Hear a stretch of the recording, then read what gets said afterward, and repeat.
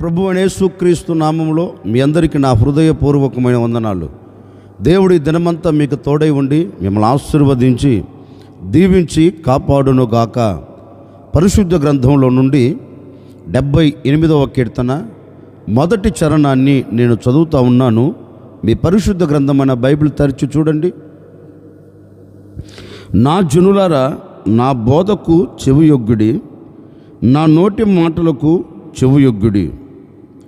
దేవాతి దేవుడు తన మనసులో ఉన్న అభిలాషను, దేవాతి దేవుడు తన మనసులో ఉన్న ఆలోచనను, దేవాతి దేవుడు తన మనసులో ఉన్న ఉద్దేశాన్ని, కోరికను వ్యక్తపరుస్తూ ఈ ప్రజలతో చెప్తున్నారండి. నా పేరు పెట్టబడిన నా జనులారా, నేను మీకు ఏదైతే బోధిస్తున్నానో, నేను మీకు ఏ మాట అయితే ఇస్తున్నానో, ఏ మాటనైతే నేను మీకు తెలియచేస్తున్నానో, ఆ బోధను, ఆ మాటను మీరు ఏం చేయాలంటే చెవియొగ్గి ఆలకించండి. నా మాట మీరు చెవియొగ్గి ఆలకిస్తే మీకు దీవెనను కలగచేస్తుంది అని దేవుడు తన ప్రజలైన ఇశ్రాయేలుతో ఈ మాట చెప్తున్నాడండి. నిజమే, ఆ ప్రజలు దేవుని మాటకు కట్టుబడక, దేవుని మాటను తిరస్కరించి, దేవుని మాటకు విధేయతను చూపెట్టక, వారికి నచ్చిన మార్గాలలో నడిపించబడుతూ దేవుని యొద్ద నుండి వచ్చే ఆశీర్వాదాలు ఎన్నో కోల్పోయారండి, ఎంతో దూరం చేసుకున్నారండి. అందుకని దేవాతి దేవుడు తలంచి ఈ మాట చెప్తున్నారు. నా వలన నీకు ఫలము కలగాలి అంటే, నా వలన నీకు ఆశీర్వాదం కలగాలి అంటే, నా వలన నీకు దీవెన కలగాలి అంటే, నీవు నా నోట నుండి జారవాలుతున్న మాటను నీవు చెవియొగ్గి ఆలకిస్తే నిశ్చయముగా నేను ఈ దీవెనలన్నీ నీకు దయచేస్తాను, నేను ఈ దీవెనల చేత నేను నిన్ను నింపుతాను అని. నిజమే, ఆ ప్రజలు దేవుని మాట వినకపోయినందువలన దేవుని యొద్ద నుండి వచ్చే దీవెనలను చేతులారా పాడు చేసుకున్నారు. ఈ ఉదయకాల సమయంలో సేవకుడిగా నేను మీతో చెప్పాలి అనుకున్న మాట ఏంటంటే, నేటి వరకు నువ్వు దేవుని మాటను తిరస్కరించి, నేటి వరకు దేవుని మాటకు నువ్వు కట్టుబడక, నేటి వరకు ఆయన నోట నుండి జారవాలుతున్న ఆ బోధను నీవు త్రోసివేసి, ఒకవేళ నీకు నచ్చిన మార్గాన్ని, నీకు మెచ్చిన మార్గాన్ని నీవు ఏర్పరుచుకుంటూ వెళుతున్నావేమో, నీకు నచ్చిన మార్గంలో నువ్వు నిలబడుతూ నీకు నచ్చినట్లుగా ప్రవర్తిస్తున్నావేమో. అందుకే నీ ఆత్మ సంబంధమైన జీవితంలో ఒక ఎదుగుదల లేదు, అందుకే నీ శరీర సంబంధమైన జీవితంలో ఒక ఆశీర్వాదం లేదు. బ్రతుకుతున్నాం అంటే బ్రతుకుతున్నాం, తిరుగుతున్నాం అంటే తిరుగుతున్నాం. ఒక విలువ కలిగిన జీవితం, ఒక విలువ కలిగిన మార్గంలో నువ్వు నిలబడలేక అన్నిటినీ దూరం చేసుకుంటూ వస్తున్నావు. వీటన్నిటికీ ప్రబలమైన కారణం ఏంటి అంటే, వాక్యం ఈ విధంగా సెలవిస్తుంది. ఆయన బోధ చెవియొగ్గి వినటం లేదు, ఆయన నోట నుండి జారవాలుతున్న మాటను నీవు చెవియొగ్గి ఆలకించట్లేదు.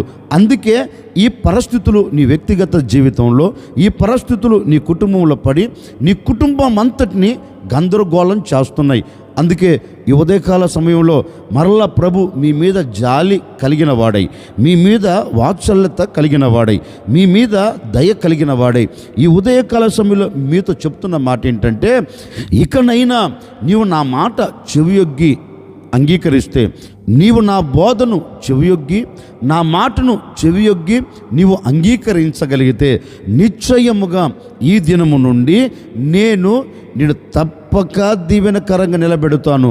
అందుకే యెషయా గ్రంథంలో కూడా ఒక శ్రేష్టమైన మాట రాయబడిందండి. మీరు సమ్మతించి నా మాట గైకొనిన ఎడల మీరు భూమి యొక్క మంచి పదార్థములు అనుభవిస్తారు అని. నిజమే కదండి, మనం దేవుని మాట వినకపోయినందువలన, దేవుని మాటకు మనం కట్టుబడకపోయినందువలన ఏ శ్రేష్టమైన పదార్థాలు మనం అనుభవించలేకపోతున్నాం, ఏ శ్రేష్టమైన ఈవులు మనం పొందుకోలేకపోతూ ఉన్నాం. నేననే మాట, నీవు దేవుని మాట వినకుండా ఎంత కష్టపడినా, నీవు దేవుని మాట వినకుండా ఎంత ప్రయాసపడినా, నీవు దేవుని మాటకు లోబడకుండా ఎన్ని చేతి పనులు చెయ్యాలని నీవు పూనుకొనినా దానిలో ఒక ఆశీర్వాదం నీవు చూడలేవండి. ఆ భూమి నుంచి వస్తున్న ప్రతి దీవెన నువ్వు అనుభవించలేవు. అందుకే దేవాతి దేవుడు అంటారు, మీరు సమ్మతించి నా మాట వింటే, మీరు సమ్మతించి నా మాట గైకొంటే భూమి యొక్క మంచి పదార్థములు అంటే నీ చేతుల కష్టార్జితం తప్పక నీవు అనుభవించగలుగుతావు. ఈ ఉదయకాల సమయంలో ఒక సేవకుడిగా నిండు మనసుతో నేను కోరుకుంటున్నానండి. ఒకవేళ ఇప్పటి వరకు దేవుని మాటకు విధేయతను చూపెట్టకుండా, దేవుని మాటకు నీవు కట్టుబడకుండా ఒకవేళ అడుగులు వేస్తున్నావేమో, పద్ధతి మార్చుకో, నీ హృదయ ఆలోచన మార్చుకో, నీ నడవడికను మార్చుకో, నీవు వెళ్తున్న మార్గాన్ని మార్చుకో. ఇప్పుడు దేవుని మాటకు నీవు లోబడి, దేవుని మాటకు నీవు విధేయతను చూపెట్టి, దేవుని సన్నిధిలో నీవు శిరస్సు వంచగలిగితే, నీవు దేవుని సన్నిధిలో నీ మనసు విప్పి, నీ మనసారా ఆయన ఎదుట నీవు సాష్టాంగ పడగలిగితే, నిశ్చయముగా ఈ దినము నుండి శ్రేష్టమైన ఈవులు నీవు చూడబోతూ ఉన్నావు. శ్రేష్టమైన ఆశీర్వాదానికి నీవు నాంది పలకబోతూ ఉన్నావు. శ్రేష్టమైన ఆశీర్వాదాలతో నీవు సాగి వెళ్ళేటట్లుగా దేవుడు అద్భుతం చేయగలుగుతాడు. అందుకే దేవాతి దేవుడు తన ప్రజలను చూచి అంటారు, మీరు చెవియొగ్గి నా బోధ వినండి, మీరు చెవియొగ్గి నా మాట వినండి అని ప్రజలతో చెప్పారండి. మనము ఆయన మాట చెవియొగ్గి వింటే మనకి ఏం కలుగుతుంది? ఒకరోజు దేశమంతా కరువుతో నింపబడిపోయిందండి. ఎలాంటి కరువు అంటే అంతా ఇంత కరువు కాదు, ఓ పెద్ద కరువు. ఆకలితో అల్లల్లాడిపోతూ ఉన్న కరువులో నిలిచిపోయింది దేశం. ఒకరోజు ఆ దేశంలోనో ఓ భక్తుడు దేవుని సన్నిధిలోనికి వెళ్ళి దేవుణ్ణి అడుగుతున్నాడు, అయ్యా, ఈ దేశంలో ఈ కరువుతో మేము భరించలేకపోతున్నాం గనుక నీ ఆజ్ఞను తీసుకొని ఈ దేశంను విడిచి వెళ్ళాలి అనుకుంటున్నాం. కరువు తొలగిపోయేంత వరకు మరొక దేశంలో నిలిచి మరలా ఈ దేశానికి తిరిగి వస్తాం అని దేవుని సన్నిధిలోనికి వెళ్ళి దేవుణ్ణి అడుగుతున్నాడండి. అప్పుడు దేవుడు కూడా ఈ భక్తునితో ఓ మాట అంటున్నాడు, బాబు, ఈ దేశానికి కరువు వచ్చిన సంగతి వాస్తవమే, ఈ దేశం మొత్తం కరువుతో నింపబడిన సంగతి వాస్తవమే. కానీ ఈ దేశంలో కరువు కలిగిందని ఈ దేశాన్ని విడిచిపెట్టి నువ్వు వెళ్ళవలసిన అవసరం లేదు. ఎందుకంటే నేను నీతో చెప్పినట్లు నీవు ఉండు, నేను ఏదైతే నీతో చెప్తున్నానో అది చేయి అన్నాడు. ఈ భక్తుడు కూడా, అయ్యా, ఏం చేయమంటారు? నన్ను ఇక్కడ ఉండమంటారా లేకపోతే వేరే ప్రాంతానికి వెళ్ళిపోమంటారా అని అడిగితే, అప్పుడు దేవాతి దేవుడు ఓ చక్కని మాట అంటున్నాడు, చూడు, నీ తండ్రి ఏది కలుగుతున్నా, నీ తండ్రికి ఏది వాటిల్లుతున్నా, నీ తండ్రి ముందు ఎలాంటి పరిస్థితులు నిలబడినా నీ తండ్రి నీలాగనే నా సన్నిధిలోనికి వచ్చి నన్ను అడిగేవాడు, ఏంటయ్యా ఈ పరిస్థితులు ఎలా ఉన్నాయి, మరి ఏం చేయమంటావు అంటే, నీ తండ్రితో నేను ఏదైతే చెప్పానో ఆ మాటను నీ తండ్రి వినేవాడు, నీ తండ్రి గైకొనేవాడు, నీ తండ్రి పాటించేవాడు అంటూ ఈ మాట చెబుతున్నారండి. ఇప్పుడు ఆ మాట చదువుతాను, మీ పరిశుద్ధ గ్రంథమైన బైబిల్ తెరిచి చూడండి. ఆదికాండం 26వ అధ్యాయం 5వ వాక్యాన్ని చదువుతూ ఉన్నాను. ఏలయనగా అబ్రహాము నా మాటను విని నేను విధించిన దాన్ని, నా ఆజ్ఞలను, నా కట్టడలను, నా నియమములను గైకొనినని చెప్పెను. దేవుడు ఇస్సాకుతో ఈ మాట చెప్తున్నారండి, ఇస్సాకు, నీ తండ్రి అయిన అబ్రహాము నేను ఏ మాట అయితే చెబుతున్నానో ఆ మాటను వినేవాడు. ఆ మాటను వినినందువలన నీ తండ్రిని నేను ఆశీర్వదించాను. నీ తండ్రి ఇంతగా ఆశీర్వదించబడడానికి ప్రబలమైన కారణం ఏంటో తెలుసా? నీ తండ్రి అన్ని విషయాలలో ఆశీర్వాదానికి ఎందుకు నాంది పలికాడో తెలుసా? నేను ఏ మాట అయితే చెబుతున్నానో ఆ మాట చెవియొగ్గి ఆలకించేవాడు, ఆ మాట చెవియొగ్గి ఆలకించి దానిని అనుసరించేవాడు గనుక నా మాట నీ తండ్రి విన్నాడు గనుక నీ తండ్రిని నేను ఆశీర్వదించాను. ఇదిగో ఈ కరువు కలిగిన ఈ దేశంలో కూడా నేను నీతో చెప్తున్నాను, నీ తండ్రి నా మాట వినినట్లుగా నీవు నా మాట వినగలిగితే, నీ తండ్రి నా మాటకు లోబడినట్లుగా నీవు కూడా నా మాటకు లోబడితే నిశ్చయముగా ఈ దేశంలో నేను నిన్ను విస్తరింపచేస్తాను, ఈ దేశంలో నిన్ను ఆశీర్వాదకరంగా నిలబెడతాను. నీవు నా మాటకు లోబడి నా మాటకు విధేయతను చూపెడితే ఈ దేశంలో నిన్ను అంచెలంచెలుగా ఆశీర్వదిస్తాను అని ఇస్సాకుతో దేవుడు ఈ మాట చెప్తే, అబ్రహాము దేవుని మాటకు లోబడినట్లుగా ఇస్సాకు కూడా దేవుని మాటకు లోబడి నిలిచిపోయాడండి. లేఖనం ఈ విధంగా సెలవిస్తుంది, దేవుని మాటకు లోబడి ఇస్సాకు ఆ దేశంలో ఉండినందువలన ఇస్సాకు ఆ దేశంలో గొప్పవాడాయను, ఇస్సాకు ఆ దేశంలో అంచెలంచెలుగా ఆశీర్వదించబడెను, ఇస్సాకు ఆ దేశంలో క్రమక్రమముగా అభివృద్ధి చెందెను. ఎందుకని ఇస్సాకు ఆ దేశంలో అభివృద్ధి చెందాడు? కరువు కలిగిన దేశంలో ఎందుకు సమృద్ధిని చూడగలిగాడు అంటే లేఖనం చెప్తుంది, దేవుని మాటకు లోబడ్డాడు, దేవుని మాటకు విధేయతను చూపెట్టాడు. అందుకే ఇస్సాకు సంతతిని, ఇస్సాకు కుటుంబాన్ని దేవుడు విస్తరింప చేశాడండి.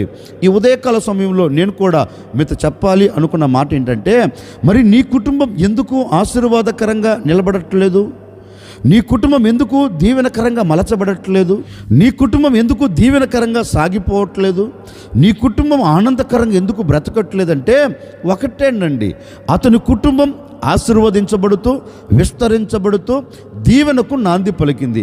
మరి మన కుటుంబం ఎందుకు విస్తరించబడవలసిన మన కుటుంబాలు, ఆశీర్వాదానికి నాంది పలకవలసిన మన కుటుంబాలు ఎందుకు దిగజార్చబడుతున్నాయంటే దేవుని మాట నువ్వు చెవియొగ్గి వినట్లేదు, దేవుని మాటకు నీవు విధేయతను చూపెట్టట్లేదు, దేవుని మాటకు నీవు లోబడట్లేదు, మానవుని మాటకు నువ్వు లోబడుతున్నావు, అందుకే అలాగే పడిపోతున్నావు. మానవుని మాట నీవు వింటున్నావు కానీ దేవుని మాట వినలేకపోతున్నావు. నిన్ను ఆశీర్వదించగలిగిన దేవుని మాట నువ్వు వినట్లేదండి. నిన్ను ఆశీర్వదించగలిగిన దేవుని బోధను నువ్వు చెవియొగ్గి వినట్లేదు. అందుకే ఆశీర్వాదం నీ దగ్గర నిలబడినా దాన్ని చూడలేకపోతున్నావు. ఆశీర్వాదం నీ ముంగిటి నిలబడి నేను పలకరిస్తున్నా దానిని అనుభవించలేకపోతున్నావు. కారణం ఏంటంటే నీవు చెవియొగ్గి ఆయన మాటను అంగీకరించట్లేదు. అందుకే ఈ ఉదయకాల సమయంలో ఓ సేవకుడిగా నేను మీతో చెప్తున్నానని, నా దేవుని మాట నీవు సమ్మతించి, నా దేవుని మాటకు నీవు లోబడి, నా దేవుని మాటకు నీవు విధేయతను చూపెట్టగలిగితేనండి, ఈ దినము నుండి ఇస్సాకును అభివృద్ధి చేసిన దేవుడే నిన్ను అభివృద్ధి చేయబోతున్నాడు. ఇస్సాకును విస్తరింప చేసిన దేవుడే నిన్ను విస్తరింప చేయబోతూ ఉన్నాడు. నీవు దేవుని మాటను వింటే చాలండి, దేవుని బోధను నువ్వు చెవియొగ్గి అంగీకరిస్తే చాలండి, నీ బ్రతుకులో నీవు అద్భుతం నువ్వు చూడబోతూ ఉన్నావు. నీ బ్రతుకుల్లో ఒక నవనూతనమైన కార్యం అనుభవించబోతూ ఉన్నావు. దేవుని మాటను వింటాను, దేవుని మాటకు లోబడుతానని మనసు విప్పి మనసారా ఆయన పాదాలు పట్టుకొని నువ్వు ఆయనను అడగగలిగితే తప్పక నేను ఆశీర్వదించగలిగిన దేవుడు హస్తమును చాపబోతూ ఉన్నాడు. ఆయన చేతుల దాచబడిన ప్రతి ఈవులు నీవు పొందేటట్లుగా అద్భుతం చేయబోతూ ఉన్నారు. ఈ ఉదయకాల సమయంలో నువ్వు తీసుకోవలసిన ఒకే ఒక చిన్న నిర్ణయం, దేవుని మాట నీవు చెవియొగ్గి వింటే తప్పక నా దేవుడు నిన్ను విస్తరింప చేయబోతూ ఉన్నాడు, నిన్ను అంచెలంచెలుగా అభివృద్ధి చేయబోతూ ఉన్నారు. దేవుని మాట మనం వినేదానికి కొంచెం కష్టంగానే ఉంటుంది. పరిశుద్ధ గ్రంథంలో ఒక చక్కని మాట రాయబడిందండి. ఏమని రాయబడిందంటే, ఈ ఇశ్రాయేలు దేశాన్ని పరిపాలన చేస్తున్న రాజు ఒకరోజు ఒక నిర్ణయం తీసుకున్నారు. నేను ఆ దేశం మీదకి యుద్ధానికి వెళ్తే జయాన్ని చూడగలుగుతానా అని చాలామంది ప్రవక్తలను పిలువనంపించారు.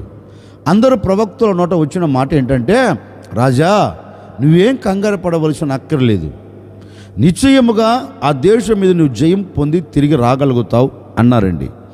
ఈ రాజు కూడా ఎంత ఆనందకరంగా ఎంతో సంతోషకరంగా ఉన్నాడంటే, ఇక నాకు తిరుగులేదు అన్నట్లుగా, ఇక నాకు తిరుగులేదు అన్నట్లుగా సంతోషాన్ని వ్యక్తపరుస్తున్నారండి. అంతలో మరొక రాజు అంటారు, మరొక ప్రవక్త ఈ దేశంలో లేరా అని అడిగితే ఆ రాజు అంటారు, ఉన్నారు, కానీ ఏ ఒక్కరోజు కూడా నాకు అనుకూలంగా అతను మాట్లాడడు, ఏ ఒక్కరోజు నాకు అనుకూలంగా అతడు చెప్పడు, ప్రవచించడు. అంటే ఈ రాజు ఇశ్రాయేలు దేశాన్ని పరిపాలన చేస్తున్న రాజుతో అంటారు, సరే అతనిని కూడా పిలువనంపించండి, అతని నోట ఏ మాట ఉందో అది కూడా తెలుసుకుందాం అన్నారు. ఆ ప్రవక్తను పిలువనంపించారు. ఆ ప్రవక్త కూడా ఈ రాజుల ఎదుట నిలబడ్డారు. ఇప్పుడు ఈ రాజులు అడుగుతున్నారు, మేము రామోత్ గిలాదు మీదకి యుద్ధానికి వెళుతున్నాం, ఆ యుద్ధంలో మాకు జయం కలుగుతుందా అని అడిగారు.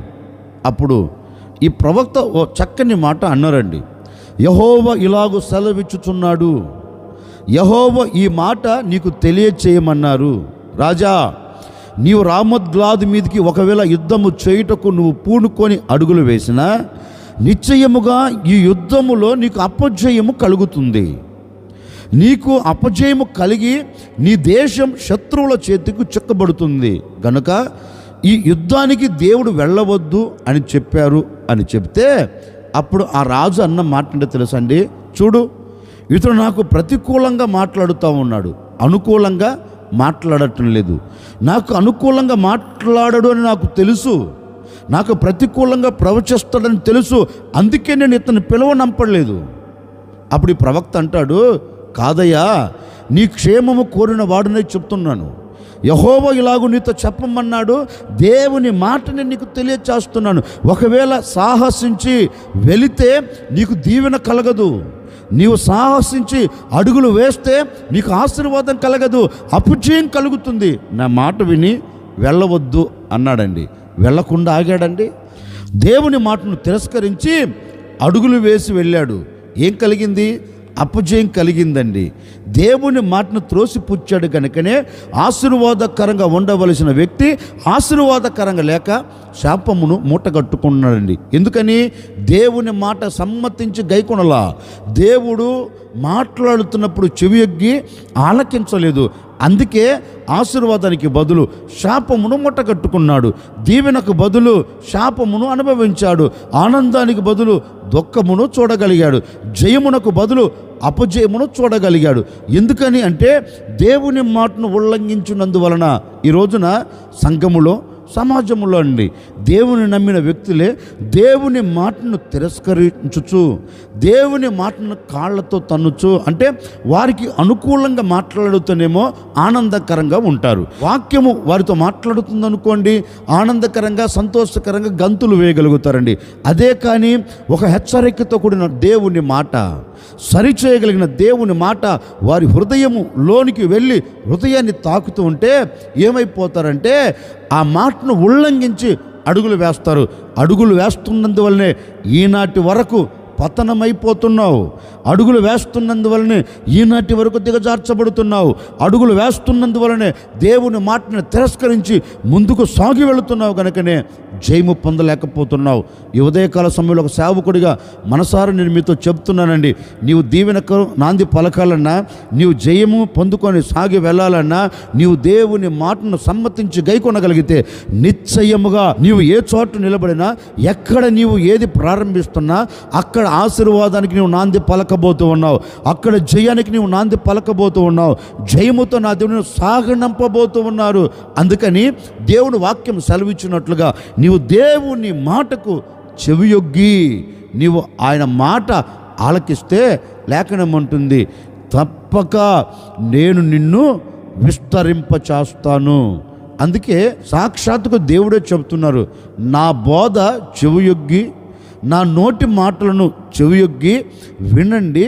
నా మాట మీరు చెవియొగ్గి వింటే తప్పక నేను మిమ్మల్ని విస్తరింపచేసి గొప్ప జనముగా నీ సంతతిని నేను ఆశీర్వదించి అనేకులకు నీ కుటుంబం నీవు సాక్షులుగా నిలబడేటట్లుగా నేను చేయబోతున్నాను అని ఈ ఉదయకాల సమయంలో నా దేవునితో మాట ఇస్తున్నారు. నా దేవుని మాటకు కట్టుబడండి. నా దేవుని మాటను శిరస్సు ఉంచి మీరు అంగీకరించండి. నా దేవుని మాటకు మీరు విధేయతను చూపెట్టండి. ఈ దినము నుండి నీవు, నీ కుటుంబం, నీవు నీకు కలిగిన సమస్తమును నా దేవుడు విస్తరింపచేయునుగాక. నీ వ్యాపారంలో ఒక ఆశీర్వాదం కలుగునుగాక, నీ చేతి పనులో ఒక ఆశీర్వాదం కలుగునుగాక, నీ కుటుంబానికి ఒక ఆశీర్వాదం కలిగి ఈ దినమంతా నీవు సంతోషకరంగా సమాధానకరంగా సాగి వెళ్ళుదువుగాక. తల వంచున ఒక చిన్న ప్రార్థన. ఆశ్చర్యకరుడా మీకు స్తోత్రాలు చెల్లిస్తూ ఉన్నాము తండ్రి.